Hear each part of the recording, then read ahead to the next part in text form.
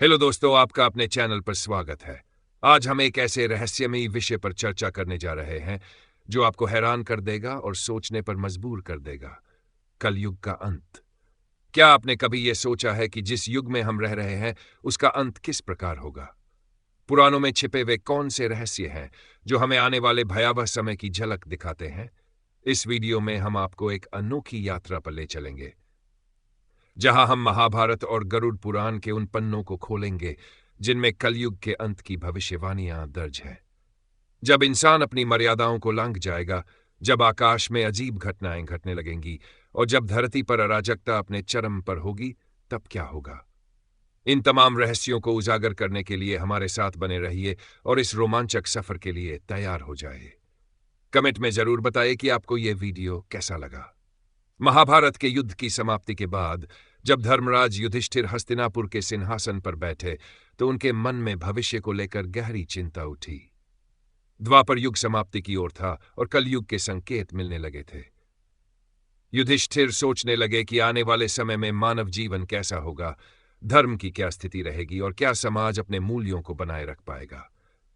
इन चिंताओं से घिरे युधिष्ठिर ने अपने भाइयों भीम, अर्जुन, नकुल और सहदेव के साथ भगवान श्री कृष्ण के पास जाने का निश्चय किया। युधिष्ठिर ने अपने भाइयों को बुलाया। अर्जुन ने चिंतित स्वर में पूछा, भैया, आप इतने व्याकुल क्यों दिख रहे हैं? क्या किसी शत्रु ने हमारे राज्य पर हमला करने की योजना बनाई है? यदि ऐसा है तो बस आज्ञा दीजिए, मैं अभी जाकर उन्हें समाप्त कर दूंगा। युधिष्ठिर ने गहरी सांस लेते हुए कहा, अर्जुन, मैं तुम्हारे पराक्रम को जानता हूं। इस पृथ्वी पर कोई भी राजा इतना साहसी नहीं कि हस्तिनापुर पर आक्रमण का विचार भी करे। मेरी चिंता बाहरी शत्रु को लेकर नहीं है। भीम, जो अपने बड़े भाई की हर चिंता में उनके साथ खड़े रहते थे, बोले, तो फिर बात क्या है भैया? आपकी व्याकुलता देखकर हम भी चिंतित हो रहे हैं। कृपया हमें बताइए कि किस संकट की आशंका है। युधिष्ठिर ने गंभीर स्वर में उत्तर दिया, भीम, सचमुच एक भयंकर संकट आने वाला है। मैं कलयुग के आगमन को लेकर चिंतित हूं। मुझे भय है कि आने वाले समय में मानवता किस दिशा में जाएगी, धर्म का क्या होगा और सत्य किस तरह विलुप्त हो जाएगा। इसी कारण मैंने निश्चय किया है कि हमें द्वारिकाधीश श्री कृष्ण के पास जाना चाहिए। केवल वही इस चिंता से मुक्ति का मार्ग दिखा सकते हैं। सभी पांडवों ने युधिष्ठिर की बात से सहमति जताई। अर्जुन ने कहा, आप सही कह रहे हैं। श्री कृष्ण ही इस समय सबसे ज्ञानी और भविष्य को जानने वाले हैं। हमें तुरंत उनके पास चलना चाहिए। भीम ने उत्सुकता से कहा, हे धर्मराज, मैं आपके साथ हूं। हम सब द्वारिका जाकर श्री कृष्ण से परामर्श करेंगे। इस निर्णय के साथ सभी पांडव द्वारिका की ओर प्रस्थान कर गए। जब वे पवित्र नगरी द्वारिका पहुंचे तो श्री कृष्ण ने उनका स्नेहपूर्वक स्वागत किया। युधिष्ठिर ने उनके चरणों में प्रणाम कर कहा, हे केशव, आपको बारंबार प्रणाम।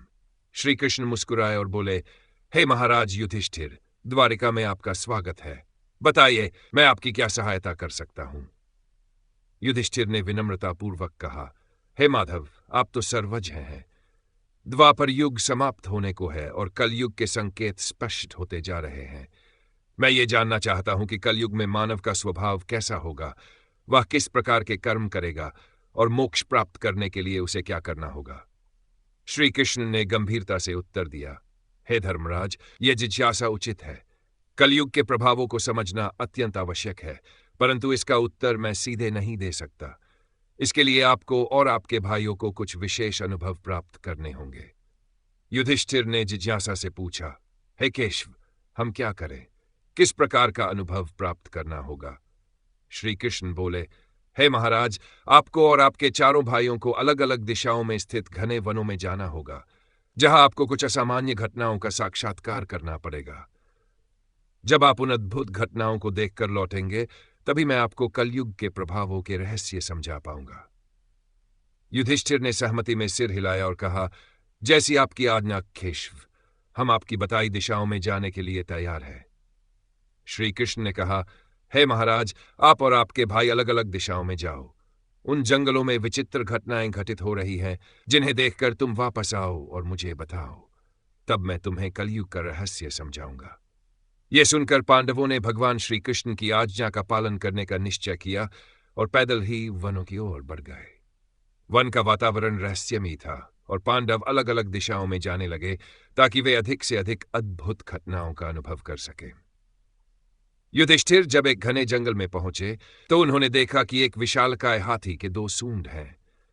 वह अपने दोनों सूंडों से पेड़ों को उखाड़ रहा था, मानो उसमें अद्भुत शक्ति हो। यह दृश्य देखकर युधिष्ठिर अचंभित रह गए और सोचने लगे कि यह विचित्र घटना क्या संकेत दे रही है।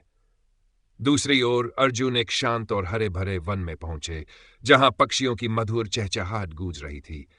वहां उन्होंने देखा कि एक विशाल पक्षी के पंखों पर वेदों की वचाएं अंकित थी, लेकिन वह पक्षी मुर्दे का मांस खा रहा था। यह दृश्य देखकर अर्जुन सोच में पड़ गए। एक ओर यह पक्षी वेदों के ज्ञान से परिपूर्ण है और दूसरी ओर यह मृत जीवों का मांस खा रहा है। यह विरोधाभास क्या दर्शाता है? इसी दौरान भीम एक चारागाह में पहुंचे, जहां गायों का एक झुंड चर रहा था। उन्होंने देखा कि एक गाय ने बछड़े को जन्म दिया और फिर उसे इतनी जोर से चाटने लगी कि बछड़ा लहूलुहान हो गया। भीम ने यह दृश्य देखा और मन में विचार करने लगे, यह कैसी ममता है जो अपने ही संतान को कष्ट पहुंचा रही है। सहदेव भी एक विचित्र दृश्य के साक्षी बने। वे एक शांत जलाशय के पास पहुंचे, जहां 7 कुएं थे। उनमें से 6 कुओं में पानी लबालब भरा था, लेकिन बीच का कुआं जो सबसे गहरा था पूरी तरह से सूखा था। यह देखकर सहदेव सोचने लगे कि यह अनोखी घटना क्या संदेश दे रही है। पांडवों ने इन घटनाओं को गहराई से देखा और उनके संकेतों को समझने का प्रयास किया। नकुल भी एक अद्भुत दृश्य का साक्षी बने। वे एक पर्वतीय क्षेत्र में पहुंचे, जहां ऊंचे ऊंचे पहाड़ थे और उन पर हरे भरे वृक्ष लहराते थे। वहां उन्होंने देखा कि एक विशालकाय शिला पहाड़ की चोटी से लुढ़कती हुई नीचे आ रही थी।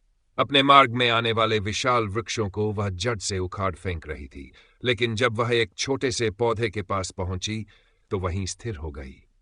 नकुल इस दृश्य से चकित रह गए और सोचने लगे कि यह छोटा सा पौधा इतनी शक्ति कैसे रखता है। उन्होंने इस घटना को गहराई से समझने का प्रयास किया।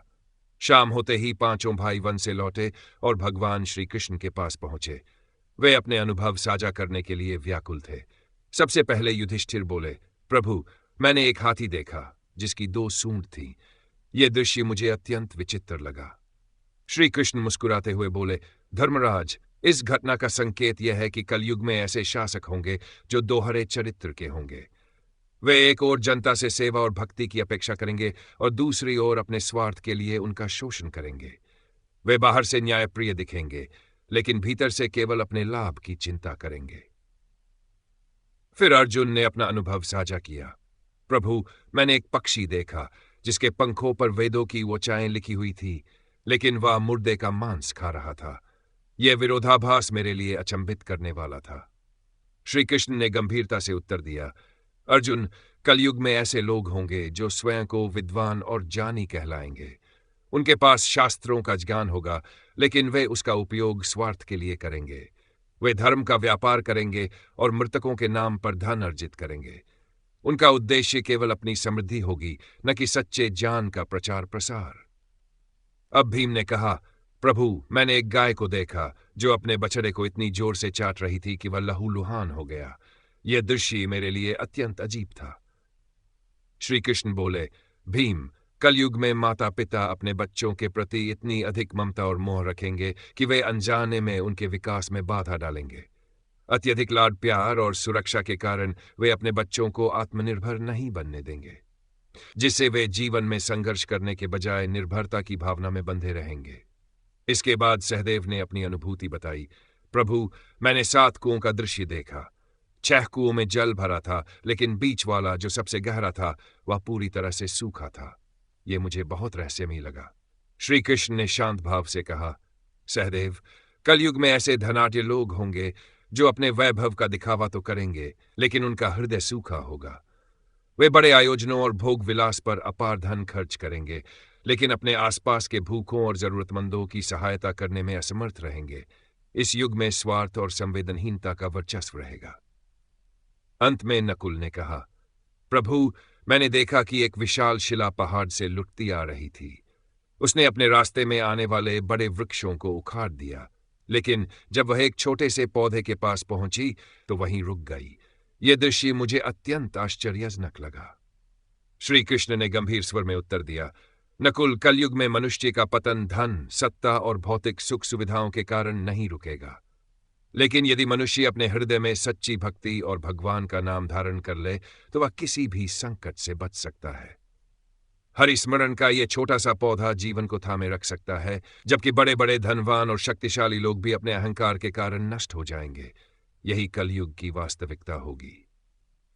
भगवान श्री कृष्ण के इन उत्तरों को सुनकर पांचों पांडव गहरे चिंतन में डूब गए। उन्होंने कलयुग की एक झलक देख ली थी और समझ गए थे कि इस युग में मानव स्वभाव और आचरण किस प्रकार परिवर्तित हो जाएगा। उन्हें यह भी एहसास हुआ कि इस युग में धर्म और सत्य का पालन करना अत्यंत कठिन होगा, लेकिन यदि वे सच्ची भक्ति और भगवान के नाम का सहारा लेंगे तो वे निश्चित रूप से इस पतन से बच सकते हैं। इसके बाद पितामह भीष्म ने भी कलयुग के विषय में कुछ भविष्यवाणियां की। उन्होंने कहा, कलयुग में लोग अपने माता पिता की सेवा नहीं करेंगे। संपत्ति के लोभ में वे उन्हें घर से निकाल देंगे और भोग विलास में लिप्त हो जाएंगे। पराई स्त्रियों पर बुरी दृष्टि डालना और काम वासना में डूबे रहना आम बात हो जाएगी। पांडवों ने यह सुनकर कलयुग की वास्तविकता को और स्पष्ट रूप से महसूस किया। उन्हें समझ आ गया कि इस युग में मानव का नैतिक और आध्यात्मिक पतन कितना गहरा होगा। उन्होंने ये भी जाना कि केवल धर्म और सत्य के मार्ग पर चलते हुए ही वे इस युग की कठिनाइयों का सामना कर सकते हैं। गरुड़ पुराण में भी कलयुग के अंत के संकेतों का वर्णन किया गया है। एक बार गरुड़ जी ने भगवान श्री कृष्ण से पूछा, हे प्रभु, सभी युगों में कलयुग को सबसे भयानक और विनाशकारी माना गया है। कृपया बताइए कि इसका अंत कैसे होगा और उस समय कौन से संकेत प्रकट होंगे। श्री कृष्ण ने गरुड़ जी की ओर देखते हुए उत्तर दिया, हे गरुड़, कलयुग का अंत अत्यंत भयावह और विनाशकारी होगा। जब पृथ्वी पर कुछ विशेष संकेत प्रकट होने लगे तो समझ लेना कि इसका अंत निकट आ चुका है और सृष्टि प्रलय की ओर बढ़ रही है। सबसे पहला संकेत मानव की आयु का ह्रास होगा। भगवान श्री कृष्ण ने बताया कि कलयुग के अंतिम चरण में मनुष्य की औसत आयु घटकर मात्र 20 वर्ष रह जाएगी। उस समय मानव शरीर अत्यंत दुर्बल और कमजोर हो जाएगा। जब कोई व्यक्ति केवल 2 वर्ष का होगा तभी उसके बाल सफेद हो जाएंगे और उसका शरीर झुर्रियों से भर जाएगा। इससे यह संकेत मिलेगा कि मनुष्य की शारीरिक और मानसिक शक्ति पूर्ण रूप से क्षीण हो चुकी है। स्त्रियां मात्र 8 या 9 वर्ष की आयु में संतान को जन्म देने लगेंगी। उनका शरीर अत्यंत क्षीण होगा, लेकिन उनकी भूख अत्यधिक होगी। वे एक संतान को जन्म देंगी और स्वभाव से अत्यंत क्रोधी होंगी। इसके कारण समाज में अव्यवस्था और असंतोष का वातावरण बन जाएगा। दूसरा आशंक यह होगा कि पतिव्रता स्त्रियों का अस्तित्व समाप्त हो जाएगा। भगवान श्री कृष्ण ने कहा कि कलयुग के अंत में एक ही स्त्री कई पुरुषों से विवाह करेगी। यह समाज में नैतिकता और शुद्धता के ह्रास का संकेत होगा। लोग धार्मिक और सांस्कृतिक कार्यों जैसे श्राद्ध, अंतिम संस्कार, विवाह, पूजा पाठ और मुंडन को छोड़ देंगे। जल की भारी कमी के कारण लोग स्नान तक नहीं करेंगे और अशुद्ध रहेंगे। उस समय अधिकांश लोग केवल मांसाहार करेंगे और सात्विक भोजन पूरी तरह से दुर्लभ हो जाएगा। उनके वस्त्र अत्यधिक चमकीले और तने हुए होंगे, जो इस बात का प्रतीक होगा कि वे भौतिकता की ओर अधिक झुक चुके हैं और आध्यात्मिकता से पूरी तरह दूर हो चुके हैं। भगवान श्री कृष्ण ने बताया कि कलयुग के अंतिम समय में वृक्षों में फल आना बंद हो जाएगा। सभी वृक्ष बंजर हो जाएंगे और केवल शमी के वृक्ष ही हर जगह दिखाई देंगे।